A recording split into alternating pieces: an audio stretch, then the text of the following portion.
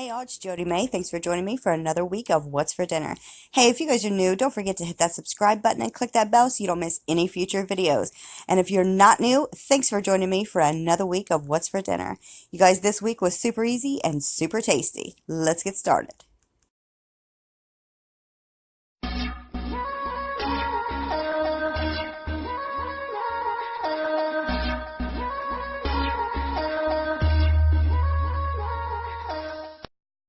You guys, I tried my little recipe here with some calzones, and let me tell you the secret to these. They were very flavorful. However, I will never, ever, ever, ever use pie crust for calzones again. The flavor was really good, but they did not turn out like I would have wanted. My husband definitely tore them up, but me and my son, no, not so much.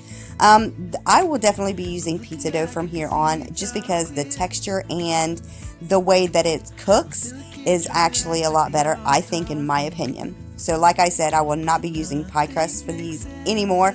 I will definitely be sticking to the pizza dough.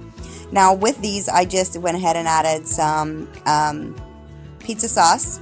Then I added pepperoni, and you guys can put any kind of toppings that you would normally put on your pizza in these. But this one here was for my husband, and he likes banana peppers and all that kind of good stuff. So I went ahead and added the pizza sauce, some pepperoni, and then I added in some banana peppers, and then I added in some mozzarella cheese. We love cheese, so I definitely overloaded with the cheese. Now here I'm just sealing off the edges by taking a fork and smashing them down together. And then to the top I will add some Italian seasoning, some Parmesan cheese, and some Badia Complete. Then I will go ahead and pierce the top with just 3 lines across just to get it thoroughly all the way through the dough. But like I said, you definitely need to go through the bottom as well to kind of make sure that the dough cooks evenly. Now I just went ahead and followed the directions on the pie crust to finish baking these up. And there you have it, guys. Super easy, super tasty, but like I said, I would definitely be using pizza dough from here on for these.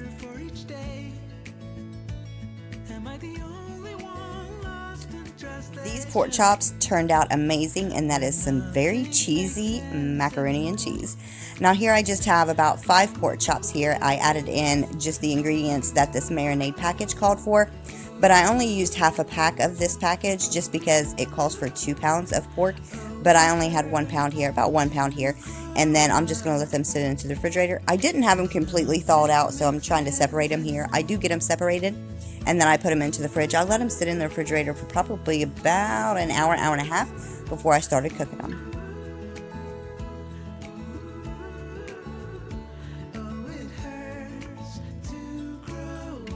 Now here I think I added just a little bit of nonstick cooking spray, and then I just put the pork chops in there. I let them cook for about 5 minutes on each side.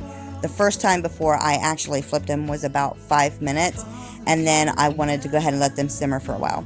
Now to this macaroni and cheese, it's super simple. You just follow the box directions, but I do add just a little bit of milk here. Probably more than some people, but I also add in extra cheese sometimes. Now, and I had some white American sliced cheese on hand, so I threw in a couple slices of that, let it melt down, and guys, I'm telling you, you got to try it. I've usually done it with the yellow American, but I'm telling you, this white American blew it over the top. It was really good. I hope you guys try it.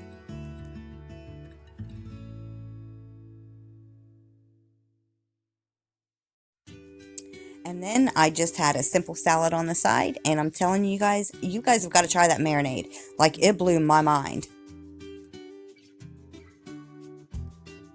For this dinner, I was going to be making baked spaghetti, but I didn't realize I was too low on spaghetti noodles.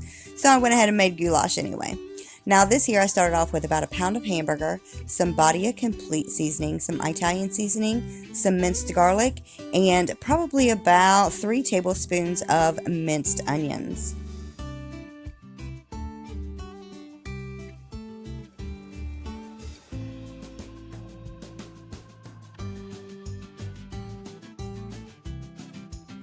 And then once I started getting that cooked up and browned and simmering, I went ahead and started on the Parmesan garlic knots.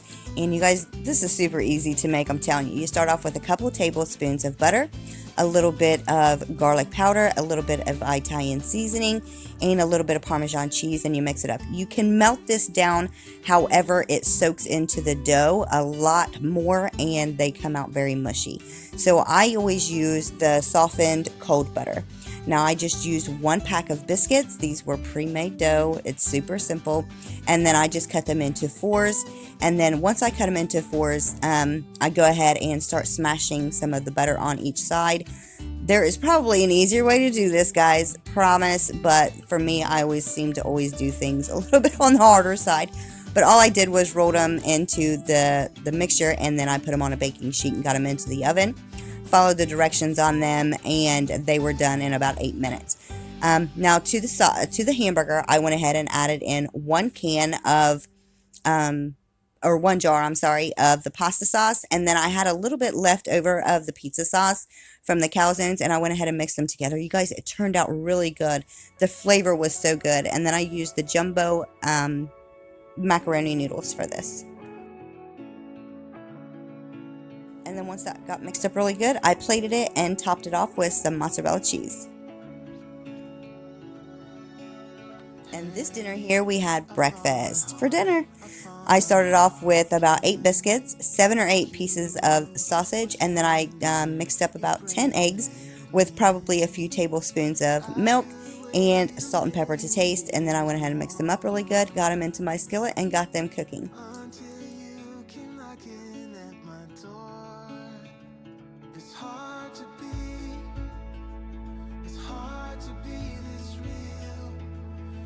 Now you guys, the secret to fluffy scrambled eggs is low and slow.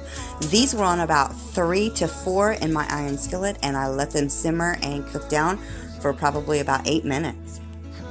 Now you guys, these gravy packs, I'm telling you, I've been using them for a while now, and it makes my dinners or breakfast, anything that I'm using with gravy, such a breeze these days, because I don't have to fool and mess with all the mess that goes with it. Super simple, super easy, and it takes less time. Now, I hope you guys enjoyed this week's What's for Dinner. If you did, let me know by giving me a thumbs up, and let me know in the comments below what you think. You guys have a great day, and truly, I am truly blessed to have each and every one of you. Thanks for joining me for another week.